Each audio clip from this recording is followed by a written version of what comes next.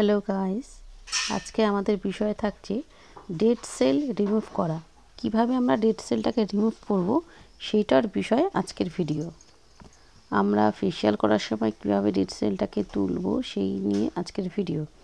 তো প্রথমে আমাদের কি করতে হয়, ক্লিনজার দিয়ে মুখটা পরিষ্কার করতে হয়। ক্লিনজার দিয়ে খুব ভালো করে পরিষ্কার করার পরে তারপর ডেড সেলটা তোলার জন্য এভাবে স্ক্র্যাব দিয়ে আমরা হালকা হাতে গোল গোল গোল করে এভাবে চারিদিকে মুখে মানে সারা মুখটার মধ্যে হালকা করে এরকম গোল গোল গোল গোল করে আঙুলের ডগা দিয়ে ঘষে ঘষে পুরো ডেড সেলটাকে তুলে দেবো। ডেড সেলটা রিমুভ হয়ে যাওয়ার পরে তবে গিয়ে ফেশিয়াল করতে হয়। তো আমরা এভাবে ডেড সেলটাকে আগে রিমুভ করব এবং কিভাবে করছি সেটা নিয়ে দেখো। এইভাবে হালকা করে এরকমভাবে আঙুলের ডগা দিয়ে দিয়ে দিয়ে সুন্দর করে রিমুভ করতে হবে। ডেড সেলটা তোলার পরে তবে ফেশিয়াল করলে তবে তার গ্লো আসে, ভালোভাবে ফেশিয়ালটা কাজও হয়।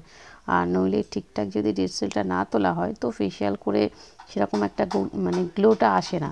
অনেকে বলে না ফেশিয়াল করেছি কোনো গ্লো নেই, তো সেই জন্যই হয় যে আমরা রিমুভ না করতে পারি। স্ক্রাব জেল টাইপ হয়, আবার ক্রিম টাইপ হয়, স্ক্রাব অনেক রকম হয়।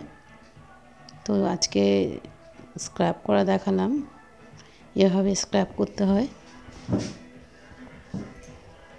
স্ক্রাবের তো জেলও হয়, ক্রিমও হয়, তো স্ক্রাবটা করা হলো।